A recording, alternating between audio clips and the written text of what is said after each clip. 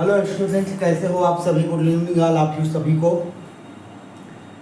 आप लोगों को कल हमने बताया था जो है कोशिका भित्ति के बारे में। क्या होती है कोशिका भित्ति, कल हमने बात कर लिया था कि ये कोशिका भित्ति जो होती है कुछ नहीं है, एक प्रकार की कवरिंग होती है। और ये कवरिंग जो होती है कोशिका जो झिल्ली होती है, कोशिका कला जिसे कहा जाता है, इंग्लिश में इसे बोला जाता है सेल मेम्ब्रेन। तो सेल मेम्ब्रेन के ठीक बाद दूसरी परत एक होती है, उसको कहा जाता है सेल वॉल के नाम से जाना जाता है। कल हमने इसमें जो है काफ़ी बातें हमने किया था। आज हमें थोड़ा सा बात करनी है, इसमें ज़्यादा नहीं है, हल्का सा है। बात ये करनी है आपसे कि जो कोशिका भित्ति है किन पौधों में पाई जाती है। सबसे पहली बात तो आप कहेंगे कि पौधों में तो सभी में पाई जाती है, कोई दिक्कत नहीं। लेकिन कल हमारा जो एक प्रश्न था कि कोशिका भित्ति पाई जाती है, उसमें हमने 5 ऑप्शन दिए थे। वो जो 5 ऑप्शन दिए गए थे उसमें अभी तक आप लोगों ने कोई आंसर नहीं दिया है। तो उसको देखिए और देखने के बाद उसका उत्तर दीजिएगा आप।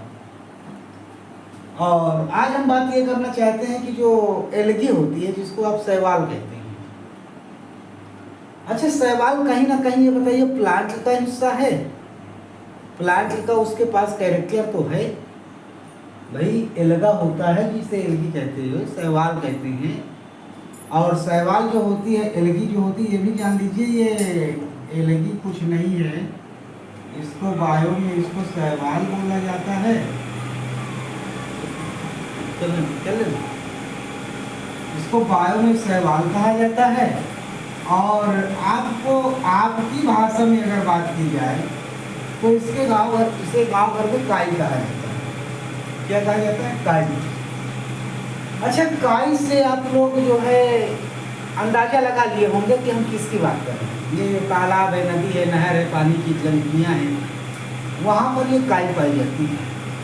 तो आप ये भी जानते हैं कि इसका रंग कैसा होता है? हरा होता है, हरी होती है। हरी है तो इसका मतलब इसमें कौन सी कोशिका होगी? पादप कोशिका होगी। पादप कोशिका होगी तो बस ये है, ये लोअर तरीके से प्लांट है, ज़्यादा हायर प्लांट नहीं है, लोअर कैटेगरी में आता है। तो ये जो एल्गी है, एल्गी में कोशिका भित्ति तो होगी ही, सीधी सी बात है, कोशिका भित्ति पाई जाएगी। अब कोशिका भित्ति अगर पाई जाएगी तो आज हम बात ये करना चाहते हैं आपसे इनके केमिकल कंपोजिशन की। इसकी बात करेंगे केमिकल कंपोजिशन। केमिकल कंपोजिशन का मतलब ये है कि किस पदार्थ से ये कोशिका भित्ति इसकी बनी है। किसकी? एल्गी। तो एल्गी या काई जो होती है, जिसे आप शैवाल कहते हैं, इसकी कोशिका भित्ति बनी होती है माइनन से। एक पदार्थ होता है माइनस, गायलेक्टेंस और या सेलुलोज, इनसे बनी है। माइनस, गायलेक्टेंस और सेलुलोज, इनकी ये बनी होती है कोशिका भित्ति। दूसरी बात है, आपको फंगस के बारे में बताया गया था। जगत जो 5 जगत पद्धति थी, 5 जगत पद्धति में हमने बताया था फंगस के बारे में। और फंगस में हमने बताया था कि इसमें एक परत पाई जाती है काइटिन की। किसकी परत होती है? काइटिन की।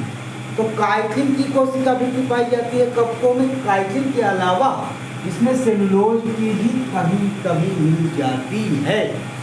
तो सेलुलोज अथवा काइटिन, लेकिन अधिकतर मिलती है किसकी? काइटिन। तो काइटिन की कोशिका भित्ति कहाँ पाई जाती है? फंगस के पास। फंगस का मतलब होता है कवक। फंगस का मतलब क्या होता है? कवक। कवक को आप लोग कहते हैं फफूंद। कवक को क्या कहा जाता है? फफूंद कहा जाता है। नहीं समझ में आ रहा है तो ये समझ लो इसको। कवक को और क्या कहा जाता है? कवक को और भंसा जानते हो कि नहीं? अगर कुछ नहीं आया होगा तो ये वाला जरूर समझ में आएगा। तो कवक को इस नाम से जाना जाता है, इस नाम से जाना जाता है, और फंगस के नाम से जाना जाता है। तो इसकी कोशिका भित्ति किसकी बनी होती है? काइटिन। इसे और क्या कहा जाता है? भोर क्या कहा जाता है। ये होता है आपका कवक की कोशिका। दूसरी है, बात करना चाहते हैं आपसे कि जो पादप होते हैं, क्या होते हैं? पादप। जो पौधे होते हैं, अब पौधे आप देखते हैं कि बहुत लंबे होते हैं, मोटे होते हैं, शाखीय होते हैं, उसमें कई अंग भी होते हैं। तो कहा जाए कि ये बहुत ज़्यादा विकसित होते हैं, और विकसित होते हैं तो विकसित होने के साथ साथ इनमें जो कोशिका भित्ति है, कोशिका भित्ति कई पदार्थों से बनी होती है। सेलुलोज तो आप पहले से ही जानते होंगे। हेमीसेलुलोज एक याद रखिएगा, हेमीसेलुलोज की भी बनी होती है इसकी कोशिका भित्ति। पेक्टिन पदार्थ की भी बनी होती है। लिग्निन का डिपोजिशन होता है, लिग्निन पदार्थ का इसमें जो है डिपोजिशन का मतलब जमाव होता है, और जिससे ये जो है निर्जीव हो जाती है, जिससे क्या हो जाती है? कोशिका भित्ति निर्जीव। तो कहा जाए कि कोशिका भित्ति को निर्जीव बनाने वाला पदार्थ कौन सा है? लिग्निन। हार्ड कवरिंग देता है, मजबूत कवरिंग देता है, जमाव दे देता है, बिल्कुल से जो है कठोर बना देता है और निर्जीव कर देता है। कोशिका भित्ति को निर्जीव करने वाला कौन? लिग्निन। कहाँ मिलेगा? पादप कोशिका में। प्लांट मतलब पादप कोशिका।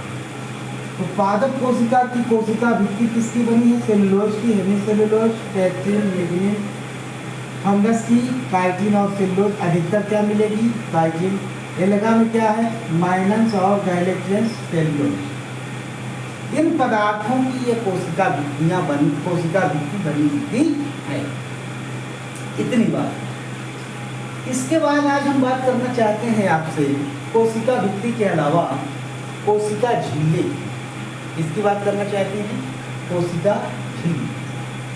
तो इसको आप नोट करेंगे और 9th वाले भी देखते जाएं, नोट करें या ना करें, लेकिन इसको समझने की कोशिश करते हैं।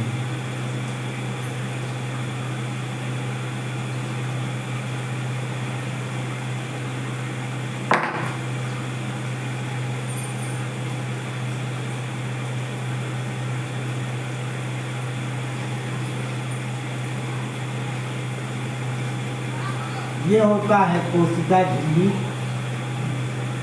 इसे कहा जाता है सेल मेम्ब्रेन। इसी को कहा जाता है कोशिका कला। अब इसके बारे में आखिर ये क्या, ठीक है? जो कोशिकाएं जो होती हैं उनमें कोई ना कोई अंदर जो है आर्गन्स होते हैं। तो आर्गन्स को घेरने वाली कोई ना कोई एक संरचना होती है। उस संरचना के अंदर ही आर्गन्स वो रहेंगे। मैं आपको एक छोटा सा उदाहरण दे रहा हूँ, इस उदाहरण के माध्यम से आप समझिएगा। उदाहरण ये है कि जो आपका बैग होता है, इस बैग में आप जो अपनी कॉपी किताबें लेके आते हैं, तो कॉपी किताबें जब आप लेके चलते हैं तो बैग के अंदर भर के चलते हैं, बाहर से चैन बंद करके। कॉपी किताबें आपकी सुरक्षित रहें इसलिए आप बैग का प्रयोग करते हैं।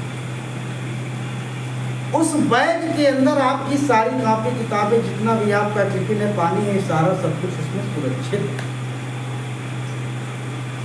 वो सुरक्षित महसूस कर रहा है अपने आप को। आपका भोजन, आपका पानी, आपकी कॉपी, आपकी किताबें, उसमें धूल मिट्टी कुछ भी नहीं लगने पाती। आप साइकिल चला करके पता नहीं कितने दूर से आते हैं,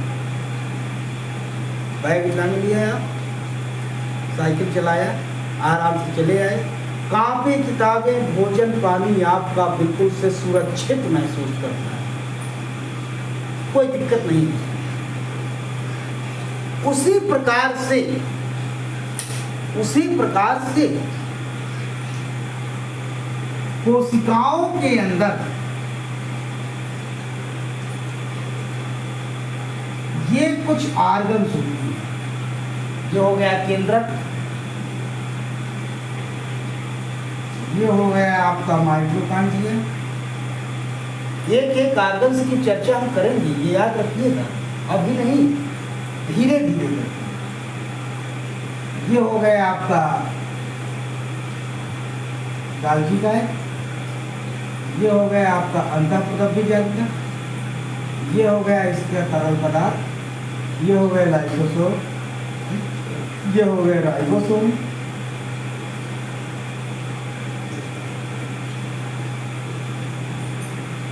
इस कोशिका के अंदर ये जितने भी अंग हैं, ये झिल्ली के अंदर ये जो परत हमने बनाया है, कि जहाँ पे मार्कर चल रहा है, इस परत के ये सब अंदर है, कोई बाहर से नहीं निकल रहा है। देखिएगा, सभी अंदर। अभी अगर सभी अंदर हैं तो इसका मतलब बाहर से कोई ना कोई इसको जो है घेरे, बाहर से कोई ना कोई क्या किया है, घेरे हुए, इसको बाहर से कोई ना कोई इसको ढके हुए। अच्छा, एक बात ये थी, हमने बताया था कि जो साइटोप्लाज्म होता है, साइटोप्लाज्म की चर्चा हमने पीछे किया है। अब बेहतर तरीके से समझाया गया साइटोप्लाज्म क्या होता है, उसको आप देखिएगा। जो आपका साइटोप्लाज्म है वहाँ पे हमने समझा दिया, अब यहाँ पर बात नहीं करेंगे। साइटोप्लाज्म में जब न्यूक्लियस जुड़ जाता है तो हमने बताया था प्रोटोप्लाज्म होता है। तो यहाँ का जो ये प्रोटोप्लाज्म है, पूरा जीव द्रव्य है, ये जीवित अवस्था में पाया जाता है। किस अवस्था में? जीवित अवस्था में। जीवित अवस्था में ये पदार्थ जो पूरा भरा हुआ है, अगर ये बाहर इसके चला जाए तो बेकार हो जाएगा। ये झिल्ली इसको कवर करती है, सुरक्षा भी प्रदान कर रही है। इसके अंदर अपने आप को वो सुरक्षित महसूस करता है। सुरक्षित महसूस करता है तो इसका मतलब ये हुआ कि ये बिना झिल्ली के नहीं रह सकता, बिना झिल्ली के नहीं रह सकता। कहने का मतलब इसके पूरे जितने भी ऑर्गन्स हैं, साइटोप्लाज्म हो, चाहे प्रोटोप्लाज्म हो, चाहे न्यूक्लियस हो, चाहे न्यूक्लियोप्लाज्म हो, माइटोकॉन्ड्रिया हो, गोल्गी पार्टी हो, लाइसोसोम, राइबोसोम, कोई भी ऑर्गन हो, क्या बिना झिल्ली के कवरिंग के वो अपने आप को सुरक्षित महसूस करेगा? नहीं करेगा। अर्थात इसमें कवरिंग होना बहुत जरूरी है। और ये बिना झिल्ली के, बिना कवरिंग के रह भी नहीं सकता। इसी को कहते हैं कोशिका कला, यानी एक कला का निर्माण होता है। एक जो है मेम्ब्रेन का फॉर्मेशन होता है, और ये मेम्ब्रेन या ये कला जो होती है, इसी को कहा जाता है कोशिका झिल्ली, इसी को कहा जाता है कोशिका कला, इसी को कहा जाता है सेल मेम्ब्रेन। इसी झिल्ली को ही कहा जाता है सेल मेम्ब्रेन। सेल वॉल की बात हम नहीं कर रहे हैं, सेल मेम्ब्रेन, कोशिका झिल्ली या कोशिका कला, तो ये होती है आपकी कोशिका कला। इतनी बात आपको समझ में आई कि नहीं आई, इसको भी बताइए और आगे चलते हैं।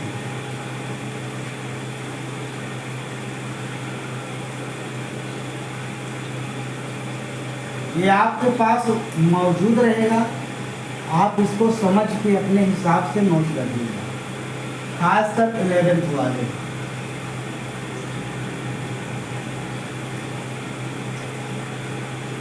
अब बात आती है कि ये कोशिका कला या कोशिका झिल्ली किस कोशिका में होगी, किस कोशिका में,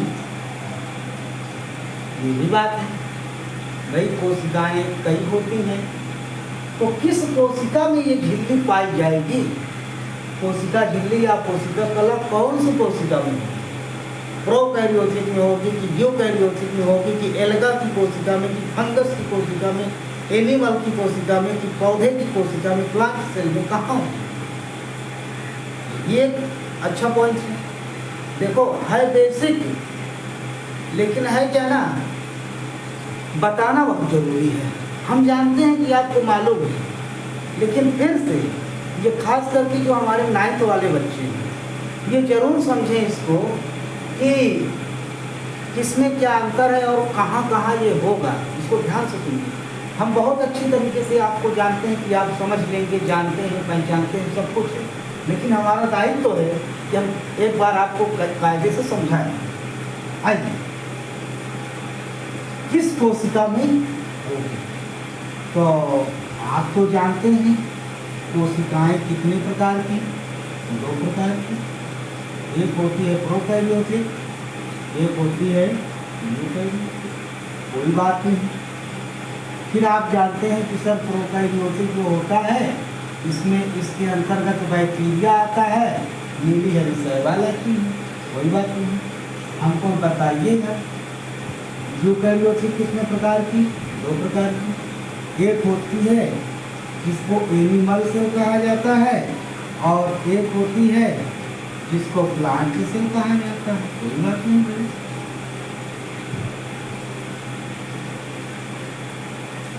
ये हो गया, और ये हो गया आपका बैक्टीरिया सेल,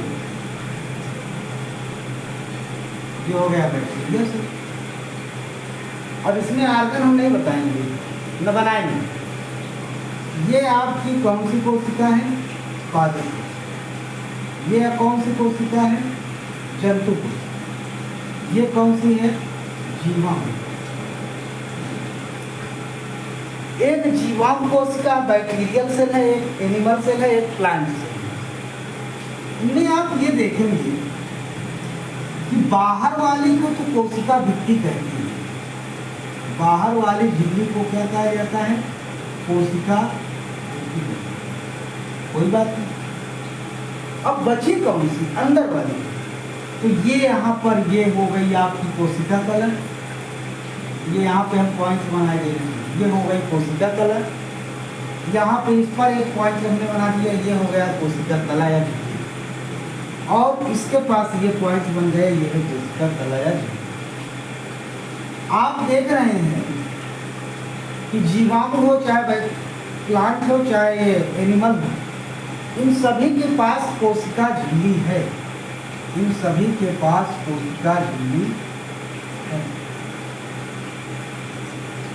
तो आपसे पूछा जाए कि कोशिका झिल्ली कहाँ पाई जाती है, तो आपका जवाब यही होना चाहिए कि कोशिका झिल्ली प्रोकैरियोटिक कोशिका में भी पाई जाती है, साथ में यूकैरियोटिक में भी पाई जाती है। दोनों के पास पाई जाती है।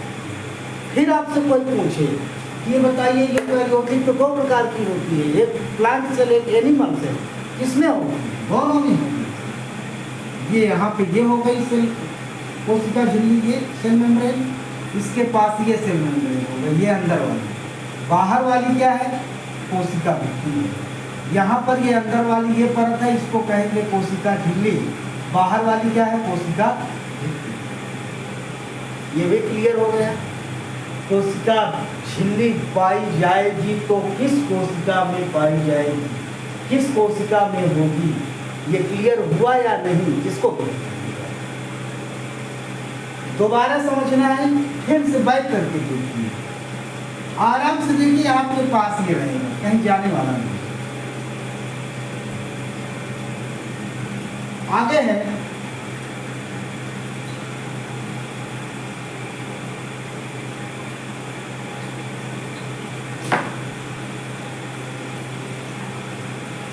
इसके बारे में थोड़ा सा इसका हिस्ट्री जानते हैं।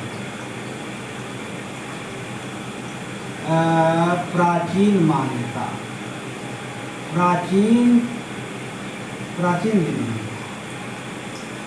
ना हिस्ट्री होगा ना प्राचीन होगा। आप ये मानिए, आप वैज्ञानिक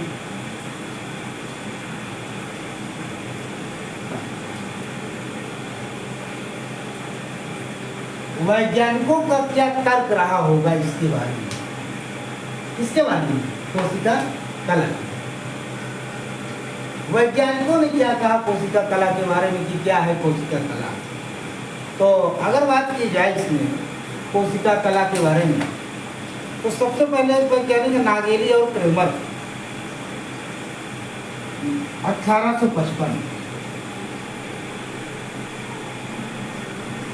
वैज्ञानिक का नाम है नागेली और क्रेमर।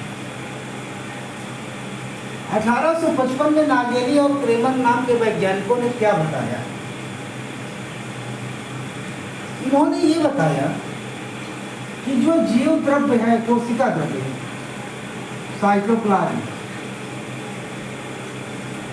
साइटोप्लाज्म के बाहरी हिस्सा को, साइटोप्लाज्म के बाहरी हिस्से को, बाहरी भाग को, साइटोप्लाज्म के बाहरी भाग को इन्होंने नाम दिया कोशिका कला या कोशिका।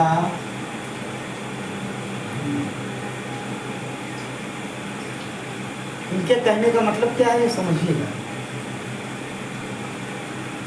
ये हो गई आपकी कोशिका, ये हो गया इसका ऑर्गन्स,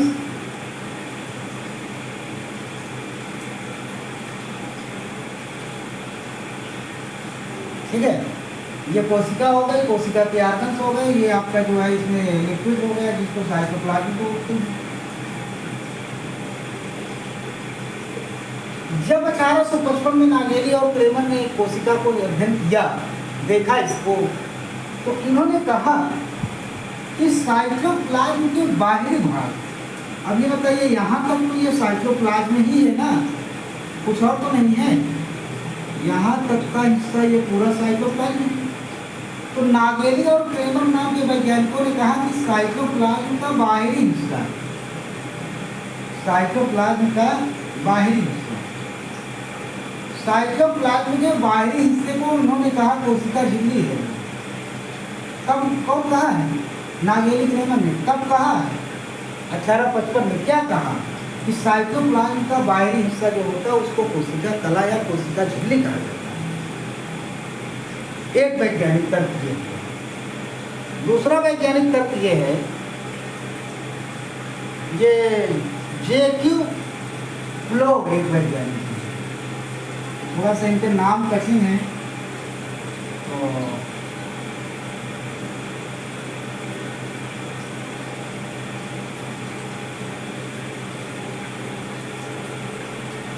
J.Q.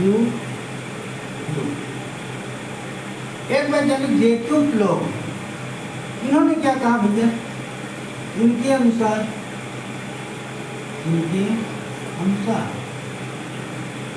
इन्होंने क्या कहा, इन्होंने कहा कि जो कोशिका कला है, जीव द्रव्य कला नाम की,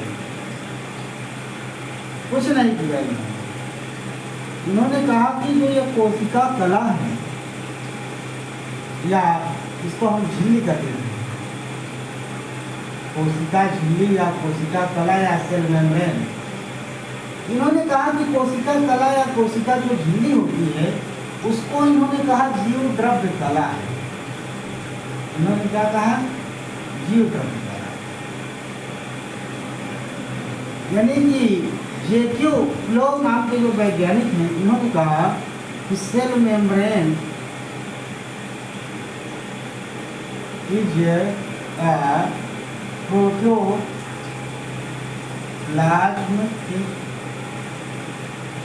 मेम्ब्रेन।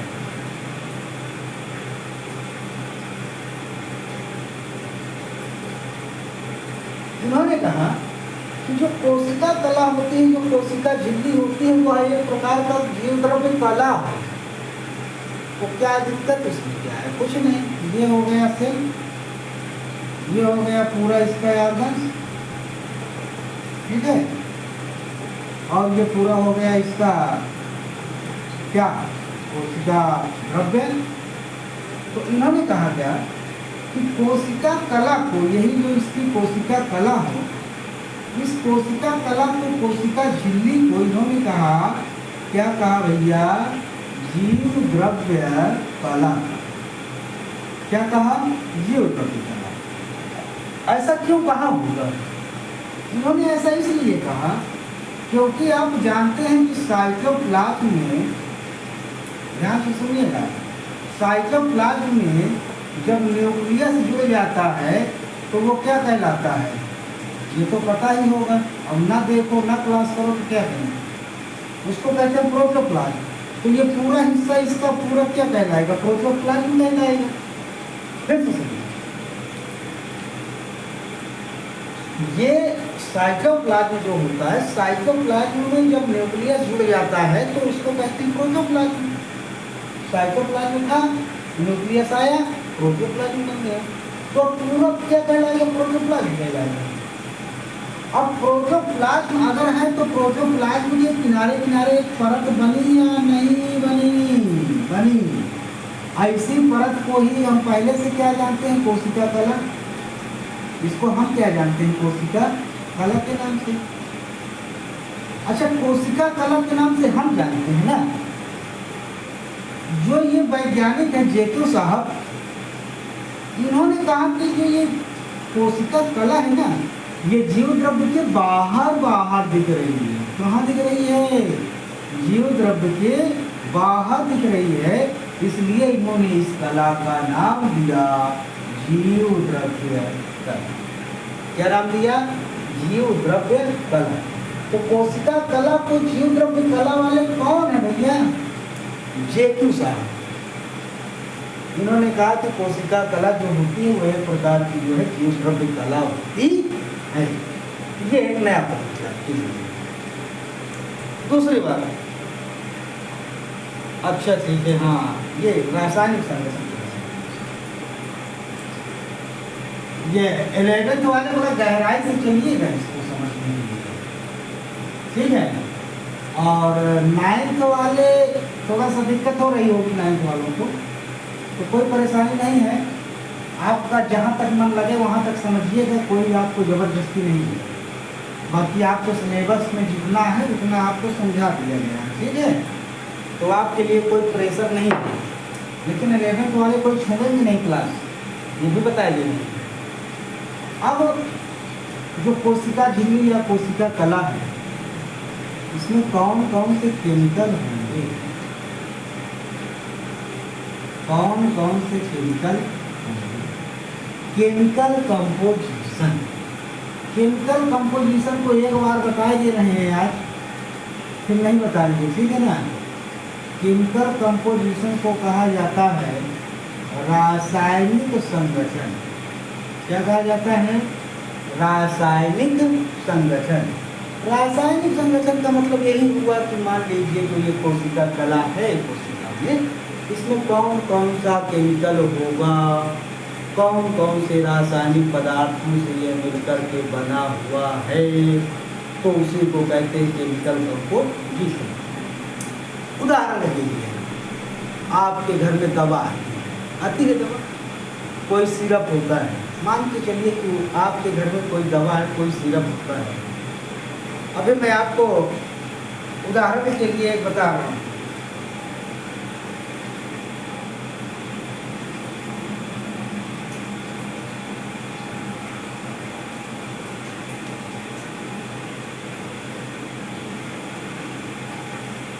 ये मेरे पास एक दवा मिल गई, इस दवा में लिखा हुआ है कंपोजिशन। इसमें लिखा हुआ है, इसको देखिएगा, यहाँ पे लिखा है कंपोजिशन।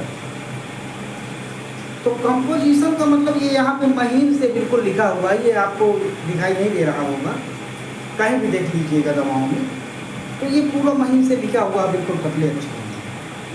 तो ये होता है कि कोई भी दवा है तो उसके निर्माण में कौन कौन से रासायनिक पदार्थों का योगदान है, तो उसको कहते हैं रासायनिक संरचना। आइए हम चलते हैं आपको लेकर के, आइए चलते हैं।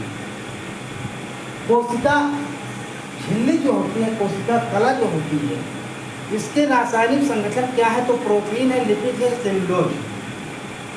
प्रोटीन, लिपिड, सेलुलोज और एंजाइम,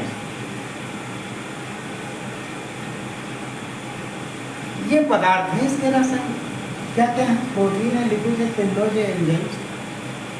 कहाँ रहेंगे, ये ना कहना कि हम भूल गए कहाँ की बात हो रही थी, कुछ नहीं, जो ये परत है ना, इसी की बात हो रही, भूलना नहीं, भूलने के लिए नहीं आए हैं आप लोग, याद रखिएगा। ये जो परत है जिसको कहा जाता है कोशिका झिल्ली, इसी कोशिका झिल्ली के निर्माण में ये रासायनिक संगठन इसका होता है। क्या क्या है रासायनिक संगठन, प्रोटीन है, लिपिड है, सेलुलोज है, एंजाइम्स हैं, ये सारे सब कुछ मिल करके बनाते क्या हैं, कोशिका झिल्ली। क्या बनाते हैं, कोशिका झिल्ली। 60 से 80%, 20 से 40%, 60 से 80%, 20 से 40%, और ये क्या है, कुछ मात्रा में, ये क्या है, कुछ मात्रा में, सम अमाउंट। कहने का मतलब क्या हुआ कि जो रासायनिक संगठन होता है इनका, रासायनिक संगठन में प्रोटीन होती है, लिपिड होता है, सेलुलोज होता है और एंजाइम, ये सारे सब कुछ जो है मिल करके इसका क्या बनाते हैं, रासायनिक संगठन। इन पदार्थों से ये बनी होती है, लेकिन लिपिड की मात्रा ज़्यादा पाई जाती है, इस बात को याद रखिएगा। कोशिका झिल्ली में लिपिड की मात्रा ज़्यादा पाई जाती है, इस बात को आप याद रखिएगा। तो एक मॉडल है, इसको समझिएगा थोड़ा सा। ये वीडियो हमें लगता है लंबा जाएगा, लेकिन जाने दीजिएगा, क्या दिक्कत है आपको, ठीक है। आप मन से समझिए, आराम से समझिए, धीरे धीरे समझिए, 2-4 बार समझिए, आराम से समझिए, कोई जल्दीबाजी इसमें आप लीजिए नहीं। एक बार थोड़ा देखते हैं कितना पहुँचा है, लगभग 32 मिनट पहुँचा है। चलिए, इसमें तरल मोज़ेक मॉडल है, एक मॉडल है तरल मोज़ेक मॉडल। तरल मोज़ेक मॉडल कहता है, इसके रिसर्चर जो खोज करता है, इनके वैज्ञानिक का नाम है एस जोनाथन सिंगर निकोलस। मैं साइड में लिख रहा हूँ, जोनाथन सिंगर और निकोलसन, दो वैज्ञानिक, यहाँ पे यस लगा देते हैं कोई, यस जोनाथन सिंगर और निकोलसन, ये दो वैज्ञानिक हैं। इन्होंने कहा था 1972 में, कहा क्या था, 1972 इन्होंने ये कहा कि कोशिका झिल्ली जो होती है उसमें प्रोटीन्स पाई जाती हैं, लिपिड पाए जाते हैं, और लिपिड जो होते हैं वो बाई लेयर होते हैं। लिपिड क्या होते हैं, बाई लेयर होते हैं। लिपिड क्या होते हैं, बाई मॉलिक्यूल होते हैं, हिंदी में लिखिए।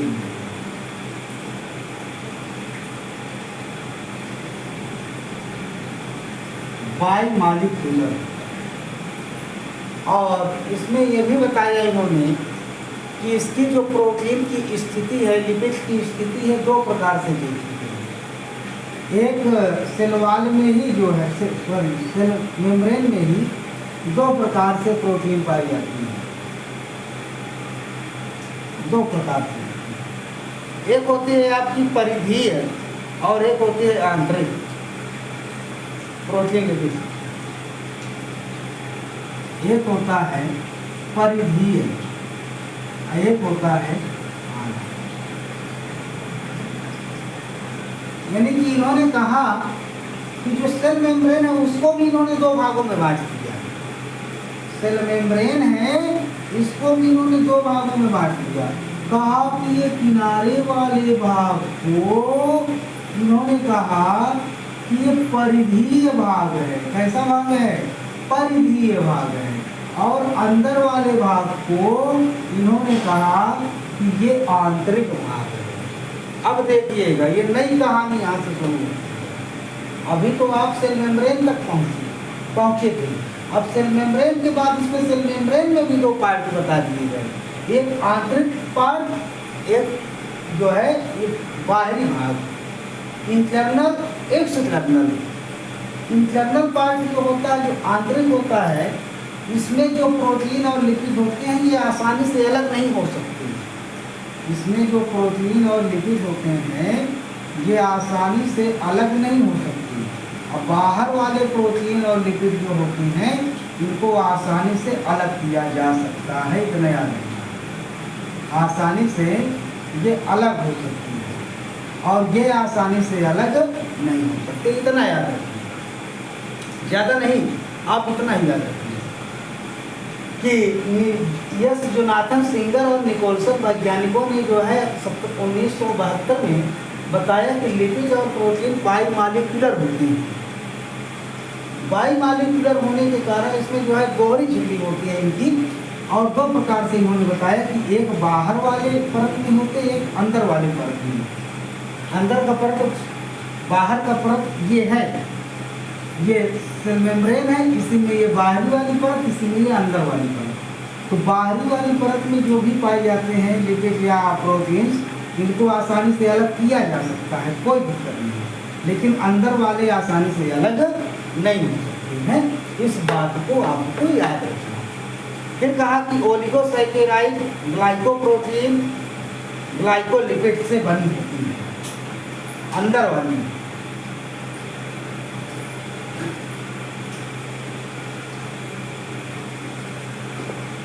अंदर वाली जो परत है,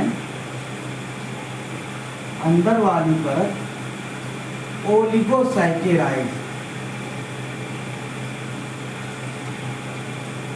ग्लाइकोप्रोटीन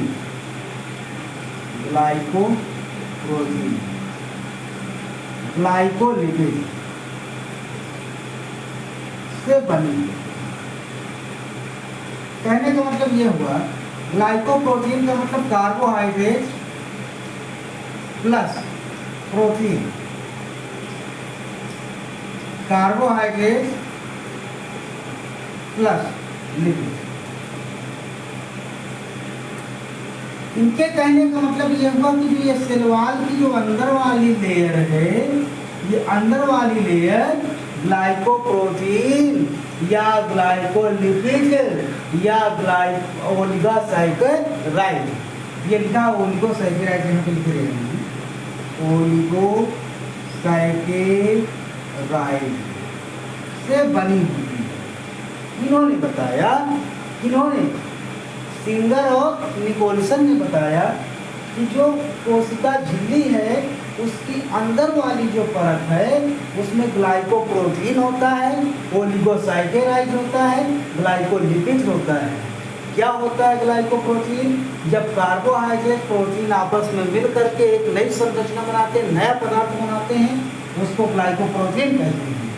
क्या होता है ग्लाइकोलिपिड? जब कार्बोहाइड्रेट के साथ में लिपिड मिल जाता है तो उसको ग्लाइकोलिपिड कहते हैं। और ओलिगोसैकेराइड का मतलब होता है कि जो क्या नाम से जो आपका कार्बोहाइड्रेट होता है इसी का जो है ये प्रकार होता है, तो शुगर होता है एक प्रकार से। तो ये तीनों जो है सेल मेम्ब्रेन के अंदर वाले भाग में पाए जाते हैं। ये बात। दूसरी बात है कि इसका फंक्शन क्या होता है, किसका? सेल मेम्ब्रेन का। तो सेल मेम्ब्रेन का थोड़ा सा फंक्शन देखते हैं, इसके बाद समाप्त करते हैं इसको। कोशिका झिल्ली के कार्य, फंक्शन ऑफ सेल मेम्ब्रेन, इसका फंक्शन है। तो सबसे पहली बात यह है कि ये सुरक्षा प्रदान करता है। क्यों भाई, सही बात है कि नहीं भाई? अंदर जो पदार्थ भरे हुए हैं, अंदर जो ऑर्गन्स हैं, उनको सुरक्षा मिल रही है कि नहीं मिल रही है? बिल्कुल मिल रही है।